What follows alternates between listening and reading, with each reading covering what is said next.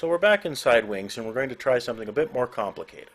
Usually the idea with PuppetMaster is to split the object into as few pieces as possible that deform correctly when you put them together again. And if you're not interested in them deforming correctly, you're going to be using PuppetMaster as a mask to control other effects, such as assigning bones to a certain PuppetMaster section, and they won't control any other objects. So let's clean up the scene here. Select all of the PM_head and delete those.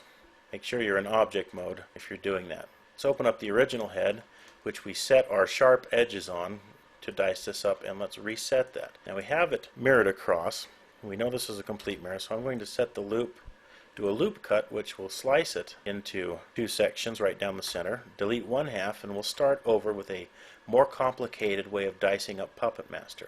Switch to edges mode, select all of the edges on the face, so right click and set their hardness to soft. That way we can start from scratch. Now the thing about this lesson is that we're going to be doing single sections inside PuppetMaster. So we'll start with the nose and work our way around. Now I split it back in half so we can look inside the interior of the mouth without having to zoom out and use the clipping plane inside Wings to clip into the mouth to see it. Use Alt-L.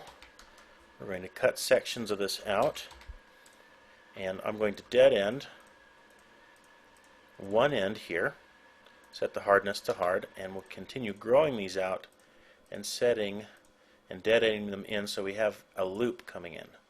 Set this hardness to hard. So that way, if we split this section and it splits down, goes up and around and connects with the other side, so we can continue selecting symmetrical segments on our selection down. But we're only going to make these one edge wide instead of having an edge that we can intersect with a meta effector. And so we just continue on with this, select the edges, use the Alt-L to grow the edges out, deselect those.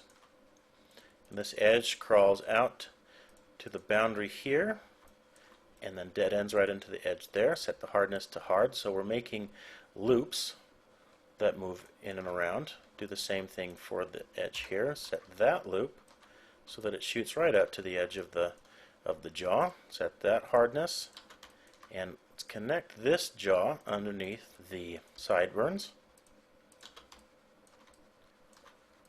Do the same thing for the lower jaw. Just going to set the loop on that one, down and around, and then this one goes out to the edge. Hardness set to hard. Do the same thing here. Let's set another loop coming in and around. Use the Alt-L to grow this loop out and down.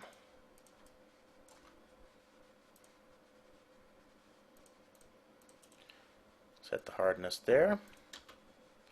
And then the last one is actually going to stop at the chin. We'll go up, Alt-L to grow the loop, move this loop down, and then over. Set the hardness. So let's start with the chin here. Let's see where we need the chin to go. This jaw is going to control down to here. Or actually, we need to reroute some of these. So just going to pick the outer ones here. We'll set them back to soft, set the hardness to soft. And then this one stops at the chin. Set that to hard. Then grow this one out and loop this one down.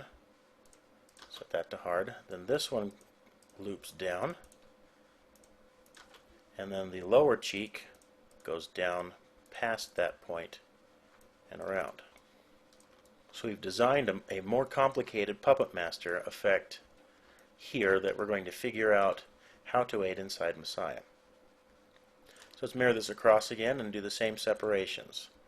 So select the face, and we'll just use the mirror function instead of the freeze mirror, and that will make them both happen. Pick the head in object mode, and we will go File, Export Selected as an OBJ, and export it into the Objects folder, and we'll just call this one Head 2. This is to make sure that we have the same point count and point order in case we want to do morphs. Now duplicate this head, hide the original one, rename the duplicate to PM_head again, use our select by hard edges again to pick these hard edges, and then do another loop cut. Now this should split into more loops. So we have the upper head as we mouse over in object mode. We mouse over the upper lips, the upper cheeks. Let's mouse over the next section. There we have the upper cheek, lower lip, lower center lip, and then the center part of the jaw. So these are all separate objects.